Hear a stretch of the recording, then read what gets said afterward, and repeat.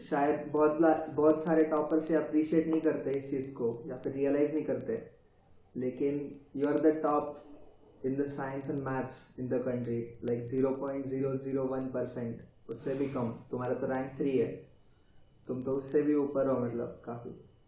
तो इस चीज़ के क्या कैसे फील होता है तुम्हें? ऐसे स्माइल तो दिख रही है चेहरे पे, लेकिन फिर भी। और गर्लफ्रेंड है तुम्हारी? ऐसा थोड़ी होता है। अब क्या होता था, जैसे कुछ कुछ दिन पढ़ने का मन नहीं करता था तो फिर उस दिन मतलब व्हाट्सएप से कभी कभी थोड़ा ज्यादा डिस्ट्रैक्शन हो जाता था कि मतलब ज्यादा ही बातें होने लगी या फिर इंडिविजुअल सब्जेक्ट वाइज क्या तुम टिप्स देना चाहोगे? इस दौरान लगा कि अब तो रैंक आने वाली है, टॉप 10 में आने वाली है, या फिर फर्स्ट भी आ सकता हूँ ऐसे। ऐसे तो मतलब मेरा ये कॉन्फिडेंस था जब से मैं क्लास 10 वगैरह में था। मेरा मोस्ट वीक केमिस्ट्री था, मतलब कुछ याद नहीं था वगैरह वगैरह। इनफैक्ट ये भी एक्सपेक्टेशन था कि कोविड वगैरह नहीं हुआ तो फिर इससे बेटर रैंक आता। वही जो बोलते हैं ना, फील आती है फिजिक्स में, फील आना, वही मतलब वही बता रहा हूँ। ऐसा इंटरव्यू लिया नहीं किसी ने अभी तक, क्योंकि जैसे आपको पता है कि प्रिपरेशन में क्या होता है, लेकिन जो बाकी लोग पूछने आते हैं वो लोग जस्ट पूछते हैं कैसा लग रहा है, क्या बुक पढ़ी। तो मतलब बहुत सारी चीज़ों पे ध्यान नहीं दिया जाता है, तो ये इंटरव्यू ऑलरेडी बहुत मतलब। AR3 लाने के लिए 3 एडवाइस क्या दोगे आप?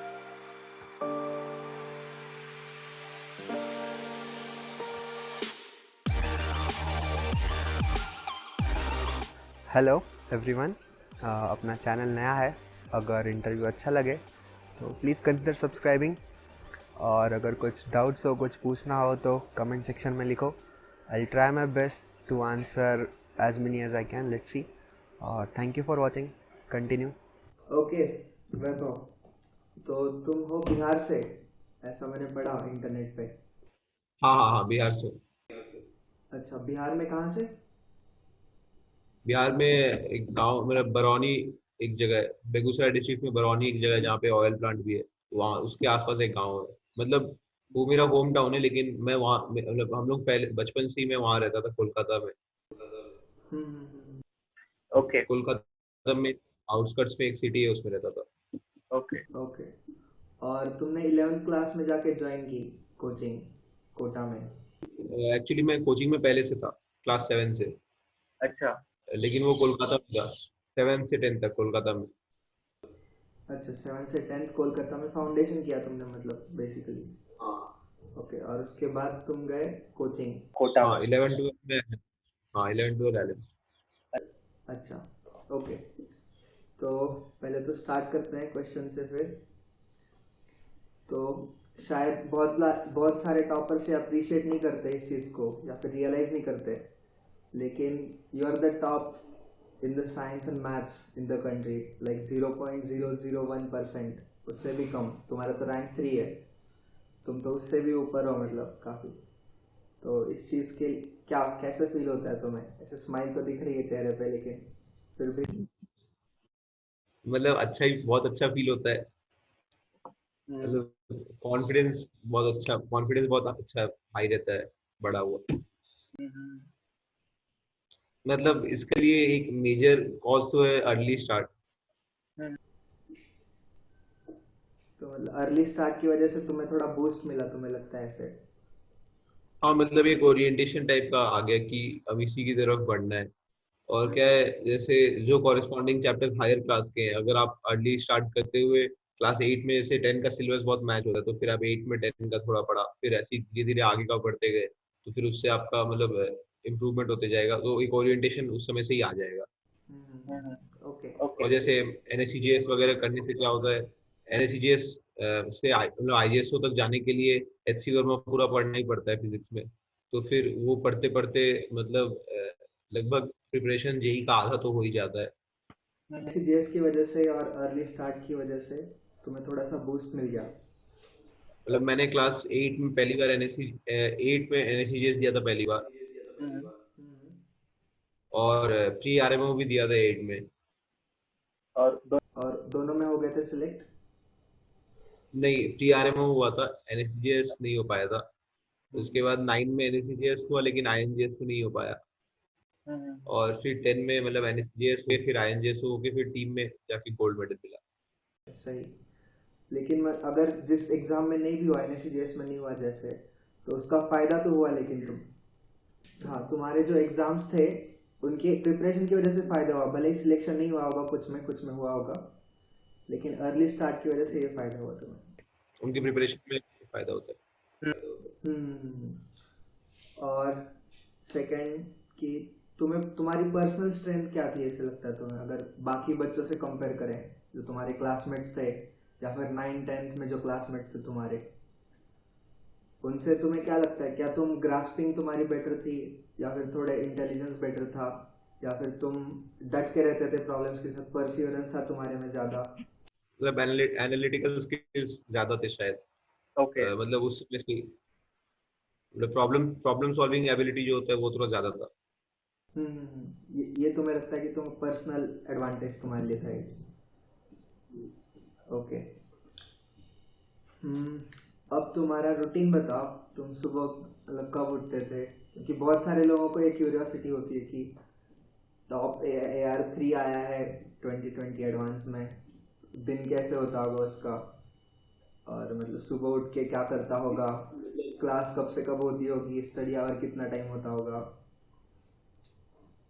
मतलब ऐसा है कि कोई भी रेगुलर ऐसा शेड्यूल एकदम फॉलो नहीं करता था, एकदम डाइट शेड्यूल ऐसे ही नॉर्मल ही रहता था। मतलब 7:30 या 8 के आसपास उठा और फिर थोड़ा पढ़ लिया, फिर मॉर्निंग वॉक वगैरह किया, और फिर मतलब यूजुअली उस समय क्या होता था, मतलब जैसे जो मुझे रिसेंट याद आ रहा है, जैसे जब बोर्ड्स का समय चल रहा था, मतलब बोर्ड्स के करीब 1-2 महीने पहले, जब स्कूल वगैरह भी बंद हो जाता है और एलिन क्लास चल रहा होता है उस समय, तो उस समय मतलब यही फिर पढ़ते पढ़ते फिर करीब 1 बजे के आसपास तक पढ़ा, और फिर मैं क्लास गया। क्लास से करीब आते आते 8 बज जाता था। उसके बाद फिर थोड़ा पढ़ा, मतलब जितना पॉसिबिलिटी है होमवर्क वगैरह किया क्लास का, और फिर 11 या मतलब वो डिपेंडिंग ऑन मतलब उस दिन कितना थकान हुआ है उसके बेसिस पे कभी 12, कभी 12:30 या कभी 1 बजे तक सो जाता था, लेकिन एक से ज्यादा देर कभी होती नहीं थी। ओके, एक से लेट कभी सोते नहीं थे? नहीं। ओके ये तुम्हारा रूटीन हो गया। और कुछ डेली हैबिट्स, कुछ एक्सरसाइज वगैरह करते थे तुम? नहीं, मतलब जब लॉकडाउन नहीं था उसके पहले जिम जाया करता था, रेगुलरली नहीं, लेकिन वीक में 3-4 बार तो जाता था। ओके लेकिन उसके बाद से फिर बहुत हैपेजेड हो गया, जब से लॉकडाउन हुआ तब से हैपेजेड हो गया। वो तो है, लॉकडाउन की वजह से तो हुआ है। ओके। और खाना कैसे था वहाँ पे कोटा में? मैं मम्मी के साथ रहता था। अच्छा अच्छा, पेरेंट्स के साथ रहते थे तुम? ओके। ये मम्मी के बहुत साथ तो फिर एक फ्लैट लेके। हाँ, तो ये एक बहुत बड़ा एडवांटेज था। हम्म एक काफी इमोशनल सपोर्ट भी रहता है घर वालों के साथ, या कंफर्ट जोन में भी रहते हैं थोड़ा। ओके, ये तो बहुत सही। हम्म, ठीक है, ये तो काफी यूजुअल चीजें हो गई। और ठीक है, ये भी इम्पोर्टेंट क्वेश्चन है ये भी, कि पर्सनल तुम्हारे लिए तुम्हारी जो जर्नी थी जेई, उसमें डिस्ट्रैक्शंस क्या क्या थे? क्या तुम्हारे पास स्मार्टफोन था, या फिर हाँ, स्मार्टफोन पहले से ही था। और फिर ऐसा मतलब कितने दिन होता था ऐसे कि पढ़ाई करने का मन नहीं कर रहा है, टाइम पास कर लिया कुछ, या फिर तुम डेली लगे रहते थे विदाउट अ डे मिस किए हुए? मतलब कोटा में तो डेली क्लास होती है, तो फिर उसमें एक मतलब हैबिट हो जाता था कि जो होमवर्क है उसको तो करना ही है। अब क्या होता था, जैसे कुछ कुछ दिन पढ़ने का मन नहीं करता था, तो फिर उस दिन मतलब 1-2 दिन के ऐसे छोटे छोटे ब्रेक्स कभी कभी ले लिया करता था। अच्छा एक दो दिन के कभी कभी ले लिया करते थे? और मतलब फिर ऐसा भी नहीं कि 1-2 दिन कुछ नहीं पढ़ा, लेकिन मतलब वास्टली डिक्रीज कर दिया अपने स्टडी आवर्स को ऐसा। और फिर मम्मी भी साथ में थी, तो थोड़ा मम्मी की तरफ से कुछ प्रेशर वगैरह रहता था कि मम्मी बोलती थी जो करना है करो, जो तुम्हें सही लग रहा है? हाँ, मतलब रहता था, लेकिन मम्मी भी रियलाइज करती थी कि ऑलरेडी मतलब प्रेशर बहुत ज्यादा ही है, तो हम्म उसके कारण मतलब वो इमोशनल सपोर्ट मतलब पॉजिटिव ही रहता था, जिस समय रिलैक्स करता था उस समय भी। अच्छा, अच्छा, सही है। और तुम सोशल मीडिया यूज करते थे, फेसबुक, इंस्टाग्राम, या फिर यूट्यूब? नहीं, मतलब व्हाट्सएप पे तो यूजुअली मतलब टीचर वगैरह से भी बातें या फिर कभी दोस्तों से भी बातें हो जाती थी, और फेसबुक इंस्टाग्राम उस समय था नहीं मेरा, और यूट्यूब वगैरह पे मैं कभी कभी रिलैक्स होने के लिए कुछ वीडियो जैसे मिस्टर बीस्ट वगैरह देख लेता था, या डूड परफेक्ट, ऐसे टाइप की चीजें। ओके, तो मतलब सोशल मीडिया का तो कोई डिस्ट्रैक्शन नहीं था तुम्हें, और ऐसे जनरल कुछ बड़ा डिस्ट्रैक्शन भी नहीं था, तुमने कंसिस्टेंसी रखी और कभी कभी ब्रेक ले लिया, एक दो दिन थोड़ा कम कम पढ़ाई की रेगुलर से। हाँ, मतलब व्हाट्सएप से कभी कभी थोड़ा ज्यादा डिस्ट्रैक्शन हो जाता था कि मतलब ज्यादा ही बातें होने लगी या फिर ऐसे टाइप का टाइम पास, तो फिर उससे मतलब मम्मी पापा कंट्रोल करते थे, मतलब बार बार याद आते थे कि अरे थोड़ा ज्यादा हो जा रहा है, तो फिर उससे मैं कोशिश करता था मैं रोक देने की। और कभी कभी मतलब गेम, मतलब ऐसे कोई मेजर एग्जाम हुआ तो फिर उसके बाद गेम मैंने इंस्टॉल कर लिया, तो फिर उसको भी कुछ दिन खेला, तो उसी कारण भी मतलब थोड़ा सा डिस्ट्रैक्शन रहता था, लेकिन फिर उसको भी डिलीट कर दिया करता था, मतलब 1 वीक अप्रोक्सीमेटली। फोन में गेम खेला तुमने? हाँ, फोन में। जेई मेंस के बाद ऐसे मेजर एग्जाम, मतलब जेई मेंस बोल रहे हो तुम, या फिर बोर्ड्स? हाँ, जेई मेंस या फिर जैसे ओलंपियाड्स हुए, जेई मेंस या फिर कोई बोर्ड एग्जाम। ओके, तो वो तो थोड़ी बड़ास होती है प्रिपरेशन की, अब एग्जाम के बाद थोड़ी निकाल लेते हैं एक दो दिन, सही है। और गर्लफ्रेंड है तुम्हारी? नहीं, नहीं, अब होगी फिर। तो रैंक 3 आया है तुम्हारा, ऐसा बाप तो क्या नहीं होता है। करता है। या फिर नहीं लगता तुम्हें डिमांड बढ़ गई है कुछ तुम्हारे लिए, ऐसा कुछ फील होता है? नहीं नहीं, सही है, तो मतलब इसका इस टाइप का भी कोई डिस्ट्रैक्शन नहीं था तुम्हें, तुम्हारे प्रिपरेशन के लिए? नहीं, ओके सही। मतलब ऐसा यूजुअली क्लास स्कूल में मतलब 9 10 तक पढ़ा था, तो फिर कोई डिस्ट्रैक्शन उसके कारण मतलब थोड़ा सा नेचुरल हो जाता है, तो फिर कोई डिस्ट्रैक्शन ऐसे होता नहीं है। हम्म, नहीं नहीं, मतलब समझा नहीं मैं, 10th तक क्या? मतलब मैं बोलूँ कि ये डिस्ट्रैक्शन यूजुअली फोर्स्ड होता है, मतलब बाकी लोगों को देख कर होता है ऐसा डिस्ट्रैक्शन। हम्म, तो वो मतलब पीयर ग्रुप पे डिपेंड करता है कि कैसे बच्चे आसपास है, उस पर भी बहुत ज्यादा डिपेंड करता है। तो मतलब पीयर ग्रुप भी अच्छा था, तो इसलिए। हम्म। और ठीक है, ये बताओ कि प्रिपरेशन करते वक्त तुम्हें किस किस समय या फिर किस दौरान लगा कि अब तो रैंक आने वाली है, टॉप 10 में आने वाली है, या फिर टॉप 50 में आने वाली है, या फिर फर्स्ट भी आ सकता हूँ, ऐसे किस किस पॉइंट ऑफ टाइम पे ऐसे कॉन्फिडेंस आया तुम्हें? सर ऐसे तो मतलब मेरा ये कॉन्फिडेंस था जब से मैं क्लास 10 वगैरह में था, तो उस समय जैसे मतलब आईएनजीएसओ में मेरी शायद फोर्थ हाईएस्ट या फिर ऐसे कुछ मार्क्स है, फोर्थ हाईएस्ट या थर्ड हाईएस्ट ऐसे, तो उस समय से मतलब कॉन्फिडेंस धीरे धीरे बढ़ रहा था। फिर जैसे मतलब क्लास 11 में भी, एलन में आने के बाद भी, मतलब जैसे मैं जो एलन में जो बैच जिसको मैंने ज्वाइन किया, जो मतलब एक मतलब अच्छा पीयर ग्रुप वाला बैच जो था, शार बैच जिसको बोलते हैं, तो फिर उनकी पढ़ाई क्लास 10 में शुरू हो गई थी, तो मेरा थोड़ा सा उसमें बैकलॉग भी था, तो उसमें भी तब भी बैकलॉग होने के बावजूद भी मेरा परफॉर्मेंस अच्छा होने लगा ग्रेजुअली। तो उसके बाद कॉन्फिडेंस आया, और फिर जैसे फिजिक्स ओलंपियाड होता है INPHO, तो उसमें भी मेरा सिलेक्शन हुआ, मतलब मेरे बैच से सिर्फ मेरा ही। और वहां भी जाके मतलब क्लास 11 में टीम में होने से जस्ट थोड़ा मिस हो गया। तो मतलब इन सभी चीजों को देख के पता चला कि मतलब अच्छा ही होने वाला है। लेकिन अब क्या था उस समय, मतलब ऐसे मेरा मोस्ट वीक केमिस्ट्री था, मतलब कुछ याद नहीं था वगैरह वगैरह। तो फिर उसके बाद मतलब मैंने क्लास 12 में सिर्फ केमिस्ट्री और मैथ पे ज्यादा ध्यान दिया, और मतलब 12 में रैंक जब मतलब रिवीजन जब से शुरू किया तब से स्टेबिलाईज होने लगी थी रैंक। तो ये मतलब पता था कि मतलब 100 में तो पहले से ही पता था, 50 भी था। उसके बाद फिर धीरे धीरे 20 10 होते होते मतलब लॉकडाउन में तो एक्सपेक्टेशन था कि 10 में तो आना ही है पक्का। अच्छा। इनफैक्ट ये भी एक्सपेक्टेशन था कि अगर लॉकडाउन के पहले मतलब ये कोविड वगैरह नहीं हुआ होता तो फिर इससे बेटर रैंक आता, मतलब उस समय भी लगा था ऐसा, क्योंकि जैसे क्लास 12 में भी ओलंपियाड में बहुत अच्छा परफॉर्मेंस हुआ था। तो उसके उसके बेसिस पे मैं कॉन्फिडेंस तो उसी समय जनवरी के आसपास ही था कि अच्छा होने वाला। हम्म, तो लॉकडाउन में तुम्हें कॉन्फिडेंस आ गया था कि टॉप 10 में आने वाला है? मैं बोल रहा हूँ कि लॉकडाउन के पहले मतलब जनवरी के आसपास से कॉन्फिडेंस था कि बहुत अच्छा 10 में आने वाला है। फिर क्या हुआ, लॉकडाउन में थोड़ा सा डगमगाया, लेकिन फिर उसको बैलेंस करते करते वो मेंटेन रहा।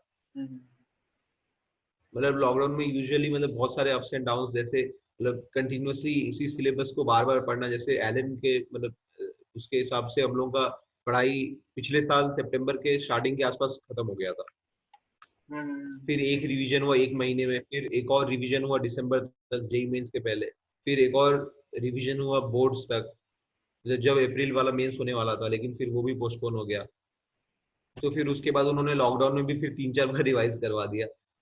तो मतलब इसी कारण थोड़ा सा लगता था कि अब और कितना तो उससे कारण थोड़ा सा मतलब थकान लगता था और पढ़ने की इच्छा नहीं होती थी। तो पार्थ भी बता रहा था ये लॉकडाउन के बीच में जब उसकी ये हो गई, कितनी बार रिवीजन कर रहा है ऐसा लगा तो मूवी देखने लग गया था, बोला थोड़ा डिस्ट्रैक्ट होके। हाँ मतलब हम लोग को बीच में सर लोगों ने बोला था कि मतलब जब बहुत ज्यादा दूसरी बार जब पोस्टपोन हो गया था ना, जब एक वो भी चला था मतलब जब वो ट्रेड वगैरह चला था, उसके बाद जब पोस्टपोन हुआ था, तो फिर उसमें हमारे सर लोगों ने बोल दिया था कि अब तुम लोग मतलब कुछ दिनों रिलैक्स कर लो, मतलब कुछ पढ़ने की जरूरत नहीं है, एक हफ्ता सिर्फ रिलैक्स ही करो, क्योंकि मतलब सर लोगों को भी समझ में आ गया था कि बहुत बुरा हाल हो गया है। ओके लेकिन मतलब ऐसा हुआ कि लॉकडाउन का मतलब कि कुछ लोगों पे पॉजिटिव इफेक्ट हुआ, कुछ लोगों पे कांस्टेंट और कुछ लोगों के साथ नेगेटिव हो गया। जैसे मतलब मैं पर्सनली फील करता हूँ कि हमारे बैच में जितने भी थे इंक्लूडिंग मी एंड मतलब जैसे पार्थ वगैरह भी, सभी पे बहुत नेगेटिव इफेक्ट पड़ा, क्योंकि मतलब हम लोग का पढ़ाई बहुत पहले ही हो चुका था। अब कुछ बच्चे जिनका पढ़ाई थोड़ा सा देर से शुरू हुआ, या फिर मान लीजिए मतलब बहुत सारे ऐसे लोग हैं जिनका पढ़ाई मतलब जो लोग पहले सीरियस नहीं थे उतने, तो उन्होंने लॉकडाउन में बहुत ज्यादा पढ़ाई कर ली। अब क्या है कि मतलब हम लोग पहले से उस लेवल पे पहुंच चुके थे अप्रैल वगैरह तक, और उन वो लोग भी उसी लेवल पे आ गए, उस लेवल से ऊपर उठना तो और पॉसिबल नहीं है, तो फिर वहां पे अब मतलब कॉन्स्टेंसी आ गई, तो इसलिए थोड़ा सा लेवलिंग इफेक्ट हो गया लॉकडाउन का। तो जो पीछे थे उन्होंने कैचअप कर लिया लॉकडाउन में। ओके, उन्होंने बताया अभी कि लॉकडाउन में जो लोग पीछे रह गए थे, जिनकी नहीं हो गई थी पढ़ाई, उन्होंने कैचअप कर लिया, और फिर तुम्हारे लिए उससे रिलेटिव डिसएडवांटेज हो गया थोड़ा सा, फिर भी मतलब 3rd रैंक लेके आए तुम, तो ऐसा तो नहीं बोल सकते। ठीक है, फिर नेक्स्ट कि मैं इंडिविजुअल सब्जेक्ट वाइज क्या तुम टिप्स देना चाहोगे? अगर कोई एस्पिरेंट है, वो पूछ रहा है कि भैया मैथ्स में मुझे दिक्कत जा रही है, फिजिक्स में मुझे बताओ कैसे पढ़ना है, केमिस्ट्री में। सो पहले मैथ्स से स्टार्ट करते हैं। मैथ्स के लिए कुछ स्पेसिफिक टिप्स है ऐसी? मतलब किस क्लास के बच्चे को एड्रेस करते हुए? मतलब 11th क्लास स्टार्ट की है उसने अभी, मान लो जेई प्रिपरेशन, या फिर बीच में भी हो सकता है 12th के। 11 में अगर है तो फिर देखिए मतलब ऐसा करना चाहिए कि जो भी क्लास में एग्जांपल्स दिए जाते हैं, मतलब यूजुअली टीचर्स जो भी होंगे वो एग्जांपल्स के साथ पढ़ाएंगे, और अगर मान लीजिए कोई टीचर नहीं भी है, तो जैसे मैंने जो बुक्स रिकमेंड किए थे, जैसे सिंगेज या अरिहंत की सीरीज में कोई भी बुक, तो उन सभी बुक्स में क्या होता है मतलब बहुत सारे एग्जांपल्स होते हैं, तो आप कुछ एग्जांपल्स को मतलब उसमें अब क्या है, प्रैक्टिस प्रॉब्लम्स भी बहुत सारे हैं, तो आप एग्जांपल्स को दो एग्जांपल्स को पढ़ा आपने, फिर आप 5 एग्जांपल्स को खुद से ट्राई कीजिए, और खुद से ट्राई करने का ये मतलब है कि थोड़ा सा समय देके, मतलब ऐसा भी नहीं कि नहीं हुआ तो इम्पेशंस पे जल्दी से जंप करके सॉल्यूशन देखने की तरफ, मतलब थोड़ा सा अपने मतलब माइंड को भी ट्रिगर करने का मौका दे रहे हैं, नहीं तो फिर मतलब अगर जस्ट उसके बाद पढ़ लिया सॉल्यूशन, तो फिर वो मतलब पैसिव रीडिंग ही चल रही है, उससे ज्यादा कोई फायदा नहीं होगा। और प्रैक्टिस के लिए मतलब ये भी रहेगा कि जैसे एक बार अपने स्पीड को एक बार अप्रोक्सीमेटली मेजर कर ले कि अभी मुझे करंटली एक सवाल को करने में कितना समय लग रहा है, 4 मिनट, 5 मिनट, 6 मिनट, ऐसा एग्जाम में तो 3 मिनट ही मिलेंगे, तो फिर उसको मतलब वैसा शिफ्ट कर देने के लिए फिर एक टाइमर लगा के पढ़ना चाहिए, और थोड़ा थोड़ा धीरे धीरे अपने एवरेज को कम करते जा रहा है, टाइम पर क्वेश्चन को जब प्रैक्टिस करें। और प्रैक्टिस करते समय भी मैथ्स में ये रिकमेंडेशन रहेगा मेरा कि बहुत सारे चंक ऑफ प्रॉब्लम्स को एक साथ करें, मतलब ऐसा नहीं कि 10 सवाल किए, मतलब करना है तो सीधे मतलब 40-50 सवाल लेके एक साथ सॉल्व किए। ओके, और हर टॉपिक के लिए यही करना है बस मैथ्स में, 11th से और 12th में भी यही स्ट्रेटेजी फॉलो रहेगी? ओके। और कुछ में मतलब प्रैक्टिस बहुत ज्यादा जरूरी है, जैसे ट्रिग्नोमेट्री या फिर इंटीग्रेशन, इनमें प्रैक्टिस बहुत ज्यादा जरूरी है, तो फिर उस पर बहुत ध्यान देना है। जैसे लिमिट्स वगैरह है, उसमें यूजुअली कॉन्सेप्ट्स वगैरह पे ध्यान दे देंगे कि मतलब मतलब किस रूट से जाना पड़ता है लिमिट को मतलब सिंप्लीफाई करने के लिए, तो अब फिर वो यूजुअली हो जाएगा। और स्ट्रेट लाइन और सर्कल में भी ये रहेगा कि मतलब उसमें एक विजुअलाइजेशन होना चाहिए, जैसे मतलब मैं अपना पर्सनली बताऊं तो फिर यूजुअली स्ट्रेट लाइन और सर्कल को तो कोऑर्डिनेट ज्योमेट्री से सॉल्व करते हैं ना, लेकिन मतलब क्योंकि मैंने मैथ्स ओलंपियाड पे भी ध्यान दिया था, तो फिर मेरा एक मतलब ज्योमेट्रिकल सेंस भी था उसमें, तो मैं उनमें यूजुअली ज्योमेट्री मतलब सिंथेटिक ज्योमेट्री मतलब जैसे नॉर्मल जो थ्योरम्स होते हैं ना ज्योमेट्री के, उनको भी यूज कर लेता था, तो फिर उससे मेरा स्पीड कभी कभी बढ़ जाता था, और फिर मतलब जनरल अंडरस्टैंडिंग भी अच्छा था मेरा उन टॉपिक्स का। तो उसके लिए मतलब एक जनरल अंडरस्टैंडिंग या फिर एक विजुअलाइजेशन होना चाहिए। ऐसे 3D विजुअलाइज करके आना चाहिए वो क्वेश्चन को, क्या पूछा है और कैसा है। हाँ, थ्री डी और वेक्टर्स में तो बहुत, थ्री डी वेक्टर्स और सर्कल स्ट्रेट लाइन, इन चारों में विजुअलाइज करना बहुत जरूरी है। ओके, और क्या फिजिक्स के लिए भी मतलब कुछ ऐसी एडवाइस, फिजिक्स के लिए स्पेसिफिक? देखिए वो जो प्रैक्टिस करने वाला जो मैंने बोला कि मतलब बहुत सारे चंक ऑफ प्रॉब्लम्स पे एक साथ, उसके बाद फिर एग्जांपल प्रॉब्लम्स को, तो फिर उसमें फिजिक्स में भी सेम ही एडवाइस रहेगी कि मतलब बहुत सारे चंक वाले प्रॉब्लम्स पे एक साथ। यूजुअली अगर मतलब अगर किसी कोचिंग में है जो कि मतलब रिकमेंडेड भी है, तो फिर आपको जो कोचिंग मटेरियल दिया है उसमें बहुत सारे अच्छे क्वेश्चंस होंगे, बहुत सारे क्वेश्चंस एक साथ होंगे, तो उसको कर सकते हैं। और अगर कोचिंग मटेरियल नहीं है और एचसी वर्मा देखा जाए तो उसमें भी उतनी ज्यादा प्रॉब्लम्स भी है नहीं, तो फिर उसमें अगर मतलब डीसी पांडे टाइप की बुक्स जो है जिनमें बहुत सारे प्रॉब्लम मतलब लिटरली 100 प्रॉब्लम होंगे, तो उन सभी को किया जाए तो ज्यादा अच्छा रहेगा, उससे मतलब थोड़ा सा फैमिलियरिटी बढ़ जाएगा क्वेश्चंस के साथ।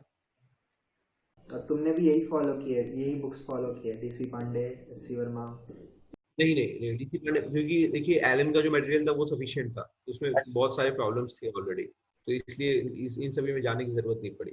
Okay okay. और उसमें ये भी है कि मतलब यूजुअली अगर टीचर पढ़ा रहे हैं तो टीचर ने जो पढ़ाया है उसको उसे रख के रिवाइज कर लेने से, एक बार समझ लेने से, मतलब समय दे के समझ लेने से अच्छा रहेगा। जैसे मतलब इलेक्ट्रोस्टैटिक्स है तो उसमें कोई शील्डिंग जैसे होता है, तो उसमें 3-4 पॉइंट्स होते हैं कि अगर एक मेटल है तो उसके अंदर रखा तो क्यों नहीं होगा फील्ड, तो फिर उसमें जो है मतलब एक बार खुद से अगर ऐसे आपने सोचा कि इस सवाल में इसको यूज करना है, तो आपको एक बार इंस्टेंटली अपने अंदर आपको एक बार समझ में आ जाना चाहिए कि हाँ शील्डिंग क्यों होता है, इस रीजन ये है, ऐसा मतलब इंटरनली एकदम इंस्टेंटली समझ में आ जाना चाहिए। उससे क्या होगा मतलब फैमिलियरिटी वही बढ़ जाएगी, तो खुद उससे मतलब वही जो बोलते हैं ना फील आती है फिजिक्स में, फील आना, वही मतलब वही बता रहा हूँ। तो खुद से अगर तुम जब वो इंट्यूशन और उन कंक्लूजन्स पे पहुंचोगे, खुद सोच के विजुअलाइज करके, तो तुम्हें वो फील आएगी क्वेश्चन सॉल्व करते वक्त। हाँ, और फिर क्या होगा जब आप उससे खुद से पहुंचे हैं और एक दो बार भी आप पहुंच जाए मतलब पढ़ते पढ़ते, तो फिर क्या होगा क्वेश्चंस पे अपने आप ही आप पहुंच जाने लगेंगे, आपको मतलब सोचना भी नहीं पड़ेगा, आपका माइंड मतलब इंस्टेंटली उस कंक्लूजन में पहुंच जाएगा। और केमिस्ट्री के लिए कोई टिप्स?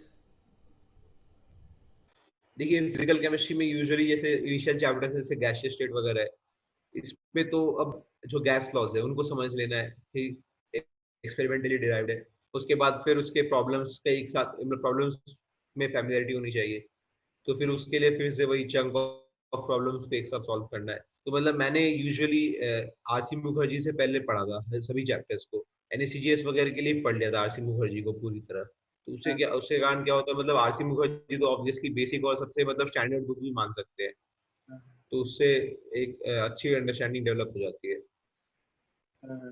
और फिर क्या है मतलब बाद के चैप्टर जैसे सरफेस केमिस्ट्री हुआ या फिर सॉलिड स्टेट, इन सभी में क्या है तो याद करने वाली चीजें ज्यादा हैं। जैसे सॉलिड स्टेट में मतलब वो है कि इस कौन से क्यूबिक सिस्टम के एग्जांपल्स क्या क्या हैं, या फिर कौन से में मतलब ब्राइस लैटिसेस कौन से हैं, या फिर सरफेस केमिस्ट्री तो पूरा ही याद करना है, जैसे कौन सा कोलॉइड का टाइप है, या फिर method of preparation of colloids, method of मतलब कोएगुलेशन वगैरह वगैरह, तो इन सभी चीजों को याद करने वालों को तो फिर मतलब जनरल केमिस्ट्री की तरह याद करना ही पड़ेगा।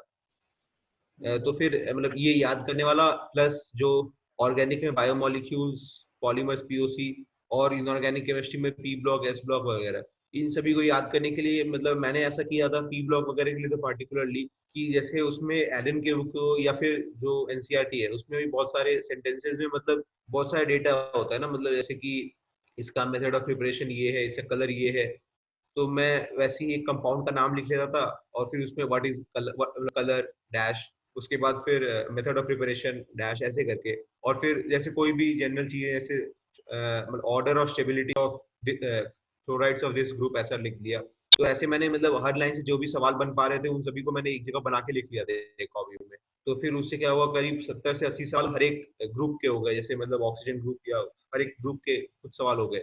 फिर उन सवाल को मैंने जल्दी जल्दी प्रैक्टिस करने की कोशिश की, तो उससे बहुत जल्दी याद हो गया और उसको रेगुलरली प्रैक्टिस करने से। ये जो मतलब ज़्यादा तो फैक्ट बेस्ड चीज़ें थी, ये जो बताया तुमने अभी केमिस्ट्री में, और तुमने कहा कि केमिस्ट्री में थोड़ी दिक्कत होती थी तुम्हें। हाँ मतलब वही याद करने वाली चीजें जो थी, मतलब ये जो मैंने आपको बताया जो तरीका याद करने का, ये मतलब मैंने पहले से डिवाइस नहीं किया था, ये धीरे धीरे मतलब मुझे लगा कि जब कुछ करना पड़ेगा तो फिर तब मैंने इसको, ये थोड़ा सा मेहनत का काम लगेगा इनिशियली, लेकिन कर लेने से एक बार फिर बहुत अच्छा हो जाएगा केमिस्ट्री। ओके, हाँ वो तो दिख रहा है, बहुत अच्छा हो गया था तुम्हारा फाइनली केमिस्ट्री तो। ओके, और मतलब ओवरऑल प्रिपरेशन के लिए यही फॉलो करना है, मैथ्स फिजिक्स केमिस्ट्री, और कुछ ऐड करना चाहोगे तुम ओवरऑल प्रिपरेशन के लिए? अरे हाँ, मतलब ओसी ऑर्गेनिक केमिस्ट्री के बारे में नहीं बोला, तो ओसी में तो रिएक्शन मैकेनिज्म्स को एक बार समझ लेना है कि इस रिएक्शन मैकेनिज्म में मतलब यही क्यों हुआ और कुछ क्यों नहीं हुआ, मतलब इस नजरिए से देखेंगे तो फिर वही जो फिजिक्स में जो फील वाला बताया वैसा ही एक फील इसमें भी आ जाएगी कि हाँ इसके बाद ये नेचुरल होना ही था तो ये इसलिए हुआ। फिर याद करने वाला एक जो एलिमेंट है उसमें थोड़ा कम हो जाएगा, और जब समझ में आ जाएगा तो फिर मतलब क्वेश्चंस को भी उसी नजरिए से सॉल्व करेंगे तो अच्छा रहेगा। और मतलब वो तो इनिशियली समझना है, लेकिन फिर क्या है, जैसे उसमें भी बहुत सारे प्रॉब्लम्स प्रैक्टिस करेंगे तो फिर आपको रिएजेंट दिखेगा तो आपको इंस्टेंटली समझ में आ जाएगा कि हाँ ये रिएजेंट है, इसमें ये इफेक्ट होता है, तो आपने इंस्टेंटली प्रोडक्ट लिख लिया, अपना मैकेनिज्म के थ्रू गए हुए इंस्टेंटली प्रोडक्ट बना लिया, तो उससे स्पीड भी आ जाएगी। तो उसके लिए प्रॉब्लम्स जैसे एमएस चौहान वगैरह बताया था उससे प्रैक्टिस करने से हो जाएगा। ओके, सही है। और एग्जाम्स के लिए, ये तो प्रिपरेशन की तो अलग बात हो गई कि तुमने कॉन्सेप्ट सब ले लिए, प्रॉब्लम सॉल्विंग की प्रैक्टिस कर लिए, लेकिन एग्ज़ाम मतलब एक परफॉर्मेंस मोड हो जाता है कि तुम परफॉर्म करने जा रहे हो उसको फाइनली, या फिर जो प्रैक्टिस टेस्ट भी होती है तुम्हारी इंटरनल। तो तुम्हारा कुछ कुछ एग्ज़ाम्स के पहले कुछ करते थे तुम, एक आधा घंटा पहले या 5 मिनट 10 मिनट पहले शांत करने के लिए, या फिर कुछ तुम्हारी हैबिट या कुछ रिचुअल होता था? मतलब हर दिन मैं सुबह को जैसे भगवान के सामने बैठ के अगरबत्ती दिखाना और फिर मतलब थोड़ा सा कॉन्सेंट्रेट करके मंत्र पढ़ना या ऐसा कुछ जो यूजुअली रहता है, तो उसमें कॉन्सेंट्रेट करने की कोशिश करता था। और कभी कभी मतलब ऐसे 2-3 प्राणायाम कुछ कर लेता था जैसे ओमकार वगैरह, तो उससे क्या होता था मन शांत होता था। और यूजुअली मतलब एग्जाम के पहले एक वीक में तो करने की कोशिश करता था रेगुलरली, लेकिन उसके पहले मतलब इच्छा तो रहती थी कर लूं, लेकिन मतलब कर नहीं पाता था यूजुअली, ऐसा टाइप का। तो फिर दो एग्जाम के बीच में तो वही करता था, उससे मन शांत रहता है, खाली भी रहता है, जैसे कि मतलब प्रेशर भी रिलीज हो जाता है। अगर मान लीजिए पहला एग्जाम गड़बड़ हो गया तो फिर उसके कारण दूसरे एग्जाम में कोई इफेक्ट ना पड़े नेगेटिव उसके लिए। जेई एडवांस के जो 2 एग्ज़ाम होते हैं उसके बीच में। और जैसे इस बार मुझे जेई एडवांस के पहले एग्जाम के बाद मतलब लगा था कि अब तो बिगड़ गया मेरा, क्योंकि जैसे मतलब मैंने कोरा पे एक आंसर लिखा है, उस पर आप पढ़ सकते हैं, क्योंकि मतलब मुझे जस्ट दिन नींद नहीं आई थी, ऐसा टाइप का हुआ था, तो इसी कारण मेरा कॉन्फिडेंस थोड़ा कम हो गया था। पढ़ा है मैंने, वो आंसर पढ़ा है तुम्हारा कि 6 घंटे ही सोए थे तुम रात में, जल्दी नींद नहीं आई और जल्दी उठ भी गए थे। नहीं नहीं, 6 घंटे, 6 घंटे नहीं सोया था, मतलब 3 घंटे के आसपास, 3-4। अच्छा, तुम बस 3 घंटे सोए थे जी एडवांस के पहले? हाँ, कोरा पे मैंने एक आंसर लिखा है, मतलब एग्जाम एक्सपीरियंस को डिस्क्राइब करते हुए उसमें मैंने एक्सप्लेन किया कि मतलब कैसा कॉन्फिडेंस वगैरह का, जैसे थोड़ा सा कभी अप कभी डाउन ऐसा टाइप का। तो उसी कारण मैं बीच में आके थोड़ा सा लेटने की कोशिश किया था, और फिर बीच में आके फिर योगा भी किया था, जैसे कि मतलब थोड़ा मन शांत हो जाए। ओके। और ये भी मैं एक माइंडसेट रखता था कि एग्जाम में मतलब ये समझ के जाना है कि पेपर एंजॉयबल होने वाला है, तो मैं पेपर सॉल्व करने जा रहा हूँ, मजा आएगा, ऐसा टाइप का। मतलब इस टाइप से कि लेट्स सी कितने क्वेश्चन मैं कर पाता हूँ, या फिर कितने क्वेश्चन, ऐसा कौन सा क्वेश्चन आता है जो मैं ना कर पाऊँ, देखते हैं, ऐसा टाइप का। मतलब एक चैलेंजिंग माइंडसेट लेके जाएंगे, इंस्टेड ऑफ मुझे अच्छा करना है, मुझे रैंक चाहिए, लानी ही है कुछ कर, और अगर रैंक नहीं आई तो क्या होगा, इन सब चीजों को नहीं सोचना है, मतलब एक चैलेंज लेके जाना है, तो उससे बहुत फायदा रहेगा। मतलब प्रेशर वाले माइंडसेट को एक्साइटमेंट वाले माइंडसेट से चेंज करना है तुम्हें, कि चैलेंज चैलेंज वाले माइंडसेट से, प्रेशर नहीं लेना है उस चीज़ का। ओके, सही। ओके, तो तुमने और एग्ज़ाम के बाद क्या किया तुमने, जे एडवांस जब ख़त्म हो गई? उसके बाद तो मैं मतलब मैं एक गेम खेलता हूँ फ्रंकर बोल के। अच्छा, तो मतलब पूरी पूरी भड़ास निकाल दी फिर एग्जाम के, उसके बाद तो कुछ था ही नहीं वैसे। मतलब अब क्या कर सकते हो और और फिर जैसे आपका जो वो है ना शर्लॉक, वो देखा। अच्छा, मेरा जो प्रोफाइल फोटो है वो शर्लॉक सीरीज देखी तुमने, बीबीसी की? हाँ, टीवी सीरीज वही टीवी सीरीज, नेटफ्लिक्स। बीबीसी किसी की की शर्लॉक। की टीवी सीरीज देखी। ओके। तो और ये कोचिंग के बारे में कि बहुत सारे स्टूडेंट्स पूछते हैं मेरे यहाँ भी, जैसे मेरा मेरा हुआ था पहली बार सिलेक्शन, तो मेरे यहाँ के टीचर्स पूछ रहे थे मुझे कि तुम वहाँ इतनी दूर क्यों जा रहे हो, अपने यहाँ ही ITI है। और कुछ लोग पूछ रहे थे कि मणिपाल में नहीं मिल रहा क्या एडमिशन, उधर क्यों जाना है इतनी दूर, मणिपाल इतना अच्छा है ऐसे। तो मतलब लोगों को नहीं पता है। और लेकिन मतलब जनरली सिटीज़ में तो पता ही रहता है, लेकिन रूरल एरिया में नहीं पता रहता। लेकिन जैसे मान लो कोई बच्चा है टैलेंटेड और वो कोचिंग नहीं ज्वाइन कर सकता, मान लो कि उसे कुछ आइडिया नहीं है या फिर फाइनेंशियल कंस्ट्रेंट की वजह से, तो मैं ये तुमसे पूछना चाहता हूँ कि अगर कोचिंग नहीं होती तुम्हारी, एलन की मान लो ऐसे टॉप कोचिंग, तुम टॉप बैच में थे, तो मतलब कितना मुश्किल होता? मुश्किल तो होता ऑफ कोर्स, लेकिन मतलब बहुत तुम कुछ बताना चाहोगे चाहोगे इसके इसके बारे में? बारे में? मतलब देखिए, अगर अगर मतलब एक रीजनल वाला प्रॉब्लम है कि बहुत दूर है कोचिंग, तो फिर यूजुअली आप मतलब 2-3 कोचिंग्स के DLP ले सकते हैं, मतलब डिस्टेंस लर्निंग प्रोग्राम। तो उसमें क्या होगा, मटेरियल तो आपके पास मिल ही जाएगा। अब यूजुअली क्या है, मैंने जो देखा है कि कोचिंग वाले जो मटेरियल होते हैं डिस्टेंस वाले, उसमें यूजुअली इतने अच्छे से एक्सप्लेन किया हुआ नहीं रहता है। तो फिर उसके लिए, उसके बाद फिर एक्सप्लेनेशन के लिए आपको फिर एक बेसिक बुक पे, जैसे फिजिक्स में SC वर्मा बताया, या फिर केमिस्ट्री में, फिजिकल केमिस्ट्री में RC मुखर्जी, इनऑर्गेनिक केमिस्ट्री में आप चाहें तो NCERT तो मेन ही है, उसके बाद JDLE जो इंडियन वर्जन है। ऑर्गेनिक केमिस्ट्री में भी MS चौहान वाला जो बुक है ना, एक सोलोमन स्टाइल या फिर वेट, इन सभी बुक्स को मतलब और टाइम देके पढ़ना है, क्योंकि देखिए आपके पास जब कोई कोचिंग नहीं है तो आपके पास उनका प्रेशर भी नहीं है। तो फिर 11-12 में मेरा ये सजेशन रहेगा कि स्कूल के काम को मतलब एकदम मिनिमाइज कर दिया जाए, कि मतलब स्कूल से आया 4-5 बजे तक स्कूल का काम खत्म, मतलब होमवर्क वगैरह सब खत्म। उसके बाद मैं सिर्फ अपने एग्जाम के लिए पढ़ूंगा। और फिर उसमें मैंने मतलब यूजुअली जब थ्योरी पढ़ने का समय है, तो उसमें मैंने हर एक चैप्टर को मतलब जितना समय हो सकते उतना समय दिया पढ़ने के लिए। तो फिर समझ में आएगा, नहीं तो फिर मतलब अगर एक हड़बड़ी में एक स्पीड रीडिंग करने की कोशिश करेंगे या फिर चैप्टर्स को खत्म करने के माइंडसेट से पढ़ेंगे इंस्टेड ऑफ चैप्टर्स को समझने के माइंडसेट से, तो फिर कोई फायदा नहीं होगा। समझने वाला ही एक माइंडसेट रखना चाहिए।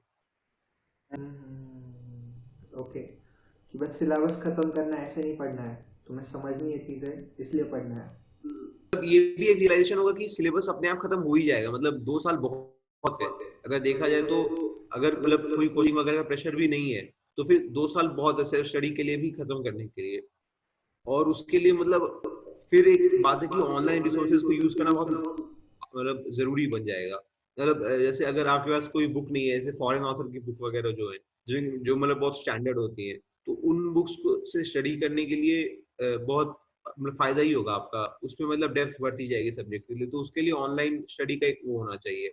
और अगर आपने जो बोला फाइनेंशियल बर्डन है, जिसमें मतलब DLP भी मान लीजिए मतलब एक्सेसिबल नहीं है, तो फिर मतलब यही जो बुक्स जो मैंने बताई उनके सेकंड हैंड वर्जन या फिर ऐसे टाइप के बुक्स को ही कंसिडर करके फिर उसमें टाइम देना चाहिए अपना। और फिर एक बार उस बुक को अच्छे से समझ लिया, फिर एक प्रैक्टिस बुक खरीद लिया प्रैक्टिस के लिए, और फिर धीरे धीरे ऐसे आगे बढ़ना चाहिए। ओके। और कोचिंग के एडवांटेजेस ये तो मतलब तुम्हें कोचिंग अगर ज्वाइन नहीं करोगे तो एडवांटेज ये रहेगा कि तुम्हारे पास कुछ प्रेशर नहीं है कि इसी स्पीड से चलना है, ऐसे ही चलना है, तुम खुद से कर सकते हो चीज़ें अपनी अपनी खुद की कंफर्ट जोन में। लेकिन कोचिंग का क्या हाँ, फायदा तो होता उसमें है? ये भी मैं उसमें ये भी ऐड करूंगा कि मतलब जब कोचिंग वगैरह नहीं है तो फिर अपना एक टाइम शेड्यूल बना लेगी, मतलब इस महीने मुझे इस चैप्टर को खत्म तो कर देना है। मतलब ऐसा भी नहीं कि मैं पढ़ रहा हूँ आराम से पढ़ रहा हूँ, कुछ कोई प्रेशर नहीं है तो 1 साल तक एक चैप्टर ही पढ़ा मतलब ऐसा भी नहीं करना है। एक शेड्यूल होना चाहिए कि लगभग इस समय तक मैं कर लूंगा। और कोचिंग के बेनिफिट्स में जो आपने कहा, उसमें मतलब ये जो शेड्यूल वाला बात जो मैंने अभी बताया, ये कोचिंग से आपको दे दिया जाता है कि हाँ यही करना है, इसी शेड्यूल को फॉलो करना है। अब उसमें क्या होता है कि उनको एक तरह से सिलेबस खत्म भी करना है, उनके ऊपर प्रेशर है, मतलब एक नेचुरल प्रेशर है उनके ऊपर पेरेंट्स की तरफ से भी और स्टूडेंट्स की तरफ से भी कि अब सिलेबस खत्म करना है। तो फिर वो लोग आपको समझने का समय बहुत कम देंगे, मतलब उसमें आपको समय निकालना है, ज्यादा समझने पे ध्यान देना है। और मान लीजिए जैसे मतलब कोई चैप्टर है जिसमें कंटेंट कम है लेकिन समझने में डेप्थ ज्यादा चाहिए, जैसे इलेक्ट्रोस्टैटिक्स है या फिर मैग्नेटिज्म है, तो फिर इनमें उनका तो पेस वही रहेगा कि एकदम तेजी से निकल गए, लेकिन आपको उसमें थोड़ा सिग्निफिकेंट समय देके समझना पड़ेगा और सोचना पड़ेगा। तो फिर ये एक मतलब माइल्ड डिसएडवांटेज है। लेकिन इसके अलावा मतलब वहाँ जो प्रैक्टिस प्रॉब्लम्स दिए जाएंगे या फिर मतलब असाइनमेंट्स वगैरह दिए जाएंगे और जो स्टडी मटेरियल है उन सभी का फायदा है। और फिर टीचर से डाउट पूछने वाला तो एक बहुत बड़ा फायदा है, मतलब अगर कोई डाउट बताने के लिए है तो फिर वो तो बहुत फायदेमंद ही है।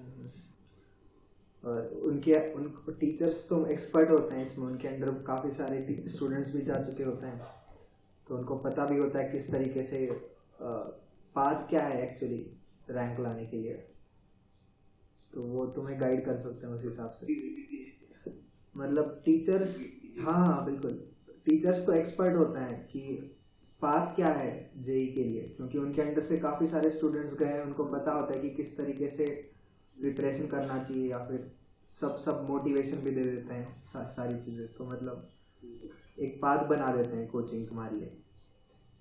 मतलब ये ऐसा है कि जैसे हम लोग अपने ऊपर एक्सपेरिमेंट कर रहे हैं, मतलब इन बुक्स को पढ़ा, ये शेड्यूल फॉलो किया तो मेरे साथ मेरा ये रैंक आया, लेकिन हम लोग एक ही एक्सपेरिमेंट कर सकते हैं और वो लिटरली हर साल 40-50 कम से कम एक्सपेरिमेंट कर रहे हैं कि इस बच्चे ने ऐसे पढ़ाई की थी, मैंने इसको इतने डाउट बताए थे, ये मुझसे इतने पूछता था तो उसका ऐसा रिजल्ट हुआ, मतलब कॉरेस्पॉन्डेंस उनके पास एक बन जाता है कि हाँ अगर कोई ऐसा कर रहा है तो उसका ऐसा रिजल्ट होगा। तो फिर वो जनरली उसको मतलब स्टूडेंट्स को उसी तरफ ड्राइव करने की कोशिश करते हैं, तो टीचर्स का मतलब एक्सपर्ट जो नेचर है उसका फायदा होता ही है। ओके ठीक है, तो ये एडवांटेजेस हो गए उसके कोचिंग के। ओके, और तुम्हारे पेरेंट्स का क्या योगदान था? जैसे तुमने बताया कि मम्मी साथ रह रही थी, तो कभी बहुत ज़्यादा व्हाट्सएप वगैरह कर लिया तो बता देती थी, या फिर इमोशनल सपोर्ट हो गया, खाना हो गया, घर का खाना, मतलब इसके बारे में कुछ बताना चाहोगे? पेरेंट्स का क्या योगदान रहा? रोल रोल रोल क्या था? यूजुअली मतलब मेरे साथ ऐसा होता था कि अब मान लीजिए कोई रैंक मतलब खराब आ गया, तो ये एक डाउनवर्ड स्पाइरल की तरफ ले जा सकता है कि रैंक खराब आया तो मैं दुखी हो गया, तो और कम पढ़ाई किया, तो और रैंक खराब आ गया तो और कम पढ़ाई किया, मतलब ऐसे हो सकता है। तो इस स्पाइरल से निकालने में मतलब पेरेंट्स का बहुत बड़ा रोल होता है। मतलब रैंक खराब आ गया मतलब प्रैक्टिस टेस्ट की बात कर रहा हूँ, जो इंटरनल टेस्ट होते हैं, हम्म, तो पेरेंट्स को उससे निकालना बहुत जरूरी है बच्चों को। तो मतलब मेरे पेरेंट्स ने उससे बहुत सपोर्ट किया। और फिर क्या होता है, मतलब कभी रैंक अच्छा आ गया तो फिर उसमें भी होता है कि एक मतलब नेचुरल टेंडेंसी है थोड़ा सा आराम करने की, थोड़ा बुक वगैरह मतलब पढ़ाई वगैरह थोड़ा कम कर लेने की, आलस वैसा टाइप का। तो उसमें भी याद दिलाते रहना कि मतलब ये थोड़ा सा ज्यादा हो रहा है, मतलब बोलो मैं मतलब पेरेंट्स उसमें कंट्रोल करने में मदद करते हैं। मतलब अगर आराम करने की टेंडेंसी को ज्यादा ऑब्जर्व करेंगे तो फिर वो ऑब्वियसली मतलब बोलेंगे कि मतलब पैर को जमीन पे रखो ऐसा टाइप का। तो फिर उन चीजों पे स्पेशल मतलब सपोर्ट मिलता है, मतलब एक मतलब स्टैंडर्ड की तरफ ले जाने में मदद करते हैं। रेगुलेट करते हैं पेरेंट्स बिहेवियर, कुछ एक्सट्रीम में एक्सट्रीम में जाने नहीं देते जाने किसी। देते किसी। ओके, और कोई तुम्हारी सिबलिंग्स, भाई बहन या फिर कोई कजिन्स ऑलरेडी, बड़े भाई बहन? हाँ मेरे बड़े भैया हैं जो मतलब आईआईटी खड़गपुर में इलेक्ट्रिकल पढ़ रहे हैं। तो तो तो उस उनका उस बहुत एक्सट्रीम मतलब रोल रहा उनका। जैसे वो भी वो क्लास 9 में उन्होंने ज्वाइन किया था कोचिंग, तो उसके बाद 9 10 11 12, तो जब वो मतलब उनसे 3 साल बड़े हैं, तो जब मैंने उनको ऑब्जर्व किया कि वो भी जा रहे हैं कोचिंग, तो फिर मैं भी मतलब नेचुरली थोड़ा सा मोटिवेट हो गया कोचिंग जाने की तरफ। तो इसलिए मैंने 7 से ही ज्वाइन कर लिया। तो फिर मतलब एक अवेयरनेस बढ़ता ही है सिबलिंग होने के कारण। और फिर मतलब ये भी बातें पता चल जाती है कि कहाँ कहाँ मतलब पिटफॉल्स है, कहाँ कहाँ गिर सकते हैं, या फिर कहाँ कहाँ मतलब किस चीज में स्ट्रेंथ बढ़ाने की जरूरत है, किस चीज में अपने स्ट्रेंथ को बहुत ज्यादा बढ़ाया जा सकता है क्या करने से, इन सभी चीजों में मदद होती है। ओके, तो फिर मैं उनसे बातें करते रहते थे प्रिपरेशन के दौरान? कहीं कुछ हाँ दिक्कत बहुत रेगुलरली। और क्या ऐसा होता है मतलब कि कोई सिबलिंग्स या फिर कोई क्लोज सर्कल में हाई अचीवर है, जैसे तुम्हारे भैया ऑलरेडी थे आईआईटी में, तो तुम्हारी खुद से भी एक्सपेक्टेशन बढ़ जाती है कि मैं भी करूँगा इतना, या पेरेंट्स से भी बढ़ जाती है, या फिर जो आजू बाजू के लोग हैं। हाँ, उससे मतलब कॉन्फिडेंस बढ़ जाता है कि मतलब मेरे पास एक गाइडिंग लाइट टाइप का जो एक सपोर्ट रहेगा उस तरफ से भी। तो इसलिए जो मेरा बिना उस गाइडिंग लाइट को था उससे तो ज्यादा अच्छा ही होगा। तो अब मुझे उससे बाद फिर ये होता है कि मैं जितना अच्छा हो सके उतना कर सकूं। तो फिर उस वैसा टाइप का एक सपोर्ट मिलता है। और ये भी है कि आप आपकी रैंक अच्छी आएगी तो फिर आपको तो खुशी होगी, लेकिन आपके जो जिन लोगों का भी आप पे कंट्रीब्यूशन है उन लोगों को भी और बहुत खुशी होगी, तो वो भी एक बहुत बड़ा मोटिवेशन की तरह काम करता है। तो मम्मी पापा तो बहुत खुश हुए होंगे रैंक 3 देख के। शायद मम्मी लोग तो ज़्यादा खुश होती है बच्चों का रैंक देख के। तुम्हारे साथ भी हुआ होगा ऐसा? सही। ओके। और ये क्वेश्चन की क्लास में ऐसे भी स्टूडेंट्स होते हैं कुछ कि जिनको क्लास डाउट्स पूछने से हमें पता चल जाता है कि उसके साथ डिस्कस करने से, या फिर वो जिस तरीके से स्टूडेंट डाउट पूछता है क्लास में टीचर से, कि उसमें है काफ़ी एनालिटिकल पावर मान लो, या फिर इंटेलिजेंस, या फिर ग्रास्पिंग पावर है उसमें, वो समझता है चीज़ें जल्दी, या फिर काफ़ी सोचता भी है, लेकिन वो लोग कभी कभी मार्क नहीं ला पाते, उसको मार्क में कन्वर्ट नहीं कर पाते, मार्क्स में जो अपनी पोटेंशियल है, इंटेलिजेंस है। तो क्या लगता है तुम्हें क्यों होता होगा ऐसा उन बच्चों? ऐसे तुम्हारी क्लास में भी होते होंगे कुछ बच्चे ऐसा इनिशियली जब मैंने 11 में ज्वाइन किया था एलन में, तब पार्टिकुलरली मेरे साथ भी ऐसा कुछ 1-2 महीने तक था। इसका यूजुअली एक रीजन होता है कि आपको पता है कि आप अच्छे से सोच पा रहे हैं, बाकी बच्चे आपकी तरह डाउट नहीं पूछ पा रहे, बाकी बच्चे आपकी तरह सोच नहीं पा रहे हैं, तो उसके कारण एक थोड़ा सा एक ओवर कॉन्फिडेंस टाइप का आ जाता है। तो फिर उसमें एक ओवर कॉन्फिडेंस या रादर एक लेजीनेस टाइप का आ जाता है कि मैं अब पढ़ूं क्यों, जब मैं समझ लेता हूँ। और फिर क्या होता है, जब रैंक वगैरह बिगड़ने लगती है तो फिर एक शौक लगने लगता है ऐसा। तो फिर इसलिए उस लेजीनेस को हटाने की बहुत जरूरत है। चाहे आपको समझ में आए या ना आए, आपको प्रैक्टिस तो करना ही है। जब जितना होमवर्क दिया उसको कंप्लीट करने की पूरी कोशिश करनी है, चाहे रैंक आपको समझ में आ रहा हो, आप डाउट पूछ रहे हैं या ना पूछ रहे हैं। तुम्हारे ओवर कॉन्फिडेंस की वजह से कंफर्ट हो जाता है और लेजीनेस आ जाता है कि हो रहा है, और फिर एग्जाम मार्क्स की वजह से बैक ऑन ट्रैक, उसकी वजह से आते हो तुम। ओके, ठीक है, ये बहुत अच्छा था। ओके, और तुम्हें अर्ली स्टार्ट ने भी थोड़ा एडवांटेज दिया, बताया। बिल्कुल। ओके, तो अगर कोई तुम्हारे पास एस्पिरेंट आता है अभी, जैसे मान लो तुम्हारा छोटा भाई होता, या फिर कोई रिलेटिव या नेबर कोई होता, और पूछता है कि भैया 3 एडवाइस दो मुझे बेस्ट, कि जिसने आपको हेल्प की AIR3 लाने के लिए, 3 एडवाइस, क्या दोगे? एक एडवाइस तो रहेगी कि पहले तो इस बात को तभी परस्यू किया जाए जब एक इंटरनल मोटिवेशन हो। अगर एक सिर्फ एक्सटर्नल मोटिवेशन के लिए कर रहे हैं तो फिर 2 साल के सफर में कहीं ना कहीं तो एक नेचुरली पीछे रह मन फिर हार मान जाएगा। अगर सिर्फ एक्सटर्नल मोटिवेशन है, एक इंटरनली भी मोटिवेटेड होना चाहिए कि हाँ मुझे रैंक चाहिए, मैं अच्छा कर सकता हूँ, या फिर मुझे CS लेना ही है, मुझे CS बहुत CS में इंटरेस्ट, या फिर ऐसे इंजीनियरिंग में इंटरेस्ट इन जनरल। तो इन सभी चीजों के कारण फायदा ये तो एक मेन है। इसके अलावा एक जो मैंने बोला कि जो भी पढ़े उनको एंजॉय करके पढ़े, ऐसा ना पढ़े कि ये सिलेबस में है ये चैप्टर तो इसको पढ़ना ही है और इससे मार्क्स आएंगे तो इसको पढ़ना ही है, ऐसा मोटिवेशन लेके ना पढ़े। और तीसरा कि एग्जाम को चैलेंज की तरह ले, ना इंस्टेड ऑफ प्रेशर की तरह ना ले, चैलेंज की तरह ले कि चलो देखते हैं कि कैसा होगा, कितने क्वेश्चंस में कर पाता हूँ, ऐसे टाइप का चैलेंज। ओके, ये 3 एडवाइस हो गई तुम्हारी। ओके, और आगे क्या प्लान है तुम्हारा? IIT Bombay CSE? तो मैं IIT बॉम्बे, हाँ CSE।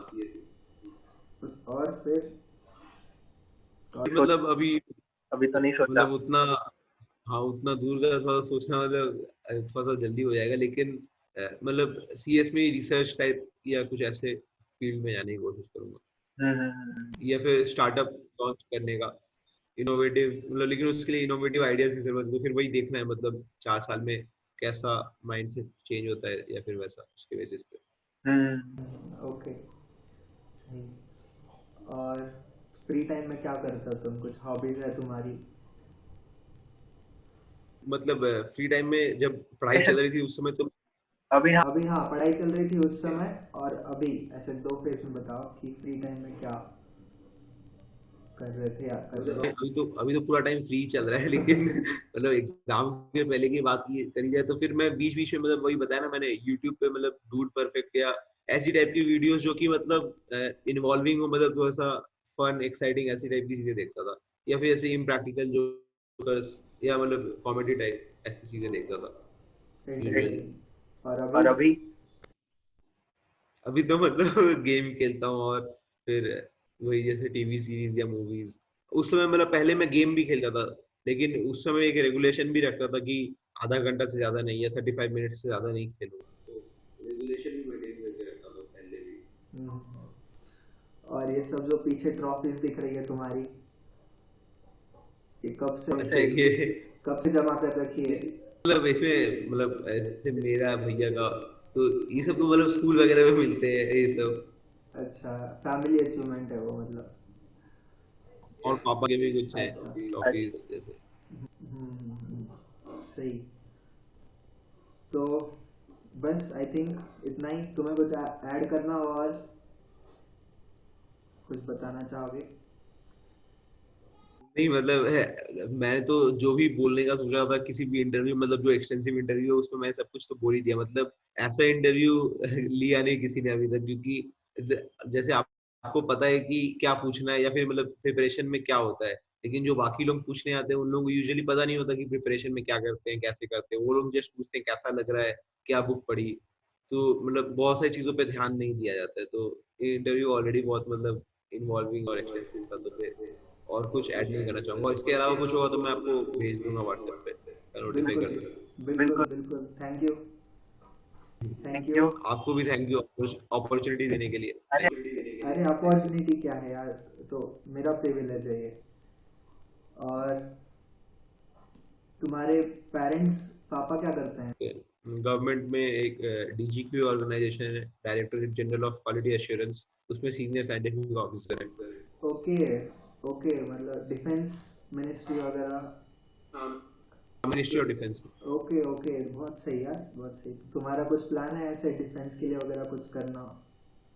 मतलब नॉट जस्ट इन नहीं मतलब गवर्नमेंट, प्राइवेट सेक्टर से भी कर सकते हो। करेक्ट, गवर्नमेंट सर्विस करने का गारंटी कोई प्लान तो अभी है नहीं, मतलब प्राइवेट की तरफ जाने का ही एक मोटिवेशन है। ओके ओके, सही है। कांटेक्ट में रहते हैं हम। और हाँ जी। थैंक यू वैभव। और कुछ ऐड करना होगा तो मुझे कर भेज देना, मैं भी ऐड कर दूंगा उसमें। और ऑल द बेस्ट फ्यूचर के लिए। तुम्हारी सीनियर से पहचान वगैरह? Yes yes, thank you. तुम्हारी कुछ पहचान वगैरह हो गई है सीनियर से तुम्हारे, आईआईटी बॉम्बे से? हाँ मतलब सीनियर्स जैसे मतलब एलन की, हमारे जो सीनियर बैच के थे वही अभी आईडी फॉर्म में भी है, हाँ, तो राइट। Right right. तुम 11th क्लास में जब थे तो वो 12th क्लास में होंगे, और फिर तुम फर्स्ट ईयर में हो गए तो वो सेकंड ईयर में रहेंगे अभी आईआईटी बॉम्बे में। सही है, सही है, ये अच्छा है। चलो ठीक है फिर, बाय। ठीक है। बस, और दिल से शुक्रिया तुम्हारे ये करने के लिए। बहुत हाँ धन्यवाद। बहुत ठीक है, धन्यवाद। वेलकम भैया, बाय। बाय।